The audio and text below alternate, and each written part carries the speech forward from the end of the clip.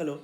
तो दोस्तों 2026 में मतलब आज भी मुझे बहुत से सवाल आता है कि 60 से 65 हज़ार के अंदर या फिर मैक्स टू मैक्स 70,000 के अंदर बेस्ट स्कूटर कौन सा होगा जो डेली राइड के पर्पज से या फिर लॉन्ग रन के हिसाब से बिल्कुल अच्छा रहे।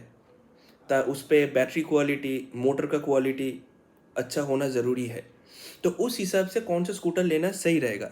अभी देखो यहाँ पे ये जो बजट है मतलब 65 टू 70,000 के अंदर भर-भर के स्कूटर है, बहुत से ब्रांड्स का स्कूटर है, लोकल ब्रांड का। लेकिन यहाँ पे आज भी मैं 2026 में 2 ही ब्रांड के स्कूटर को मैं रेफ़र करूँगा, रिकमेंड करूँगा। एक्चुअली मैं 3 ब्रांड्स बोलना चाह रहा था, लेकिन यहाँ पे जो यो बाइक है, उसको मैं यहाँ पे नहीं रख रहा हूँ। उसका एक रीज़न है कि उसका बैटरी। अभी इस प्राइस पे यो बाइक पे आपको लिथियम बैटरी देखने को नहीं मिलेगा नॉर्मली मॉडल्स के ऊपर। तो इसलिए मैं उसको अभी साइड पर रख रहा हूँ। तो बाकी 2 ब्रांड्स आता है, एक है ओकिनावा का R30 और दूसरा है एम्पियर का रियो। अब ये 2 मॉडल जो है एकदम सेम, पूरा सेम दिखता है आगे से, साइड से, पीछे से, बिल्कुल सेम है। लेकिन ये प्रोडक्ट मुझे इतना क्यों पसंद है, इसका रीज़न है कि इस पे ज़्यादा कुछ फीचर्स है ही नहीं। बस चाबी लगाओ, ऑन करो और एक जगह से दूसरे जगह पे जाओ, वापस आओ, चार्ज करो, फिर से उसको यूज़ करो। तो उतना ज़्यादा कुछ फंक्शंस है ही नहीं, तो ख़राब होने का चांसेस भी नहीं है।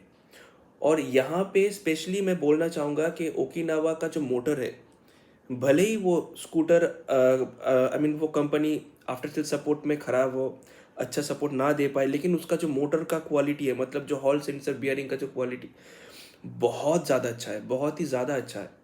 और यहाँ पे मोटर दोनों में ही 250 वॉट का मोटर है, लेकिन ऑफिशियली अभी अगर ऑफिशियली ये 250 वॉट का है, लेकिन अनऑफिशियली अगर मैं बोलूँ यहाँ पे 450 वॉट का मोटर आपको दोनों में ही देखने को मिल जाएगा। और दोनों में ही आपको मोटर पे 3 साल का वारंटी मिलता है देखने को, और दोनों में ही आपको लिथियम का बैटरी देखने को मिलता है, लेकिन टेक्नोलॉजी अलग है।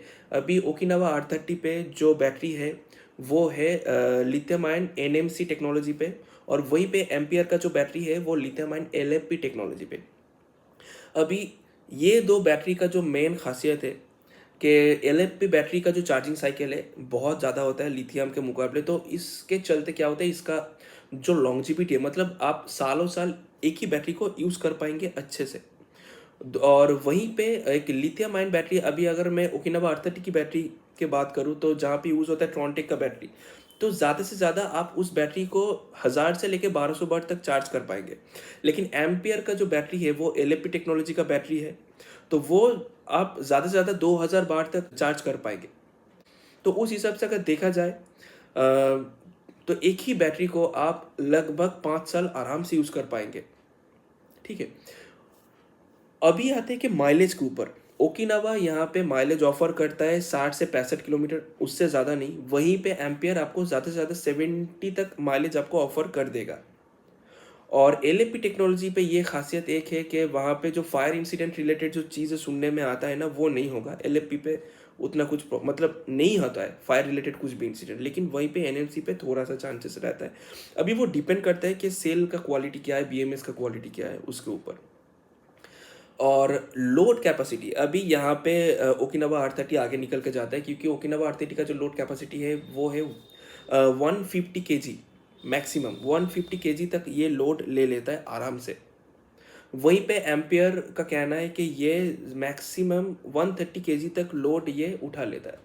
ठीक है। और ये स्कूटर पे एक खासियत ये भी है कि अगर कोई कोई कस्टमर या फिर कोई यूज़र शॉर्ट हाइट का स्कूटर ख़रीदना चाहता है और उसके साथ साथ काफ़ी लाइट वेट स्कूटर चाहता है एक अच्छे ब्रांड का, तो ये दोनों में ही, ये दो प्रोडक्ट दोनों में ही खरा उतरता है। ना ही ये स्कूटर उतना ज़्यादा भारी है, ना ही ये स्कूटर उतना ज़्यादा हाइट पे लंबा चौड़ा है। कॉम्पैक्ट सा डिज़ाइन है, लेकिन इतना भी ग्राउंड क्लियरेंस ख़राब नहीं है कि वो बम्पर के ऊपर अगर जाए तो नीचे टच हो जाए, वह ऐसा बिल्कुल भी नहीं होगा। आप आराम से इसको ले सकते हो।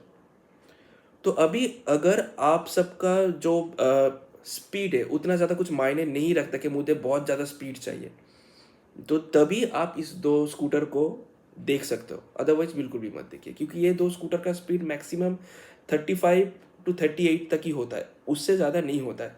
ठीक है।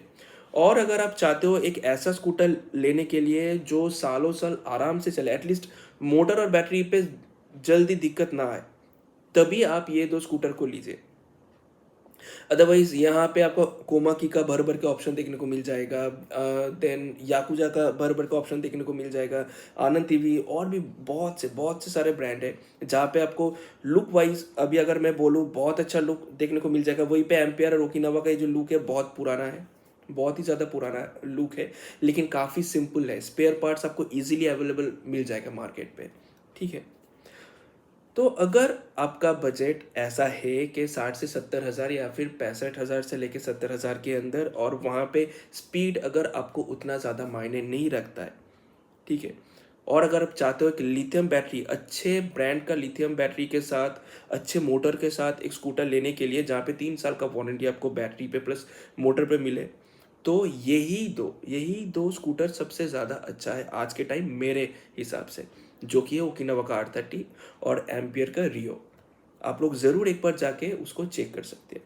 बाकी आप लोग बताइए इस बजट के अंदर कौन सा स्कूटर आप लेना पसंद करोगे और उसका रीज़न क्या है?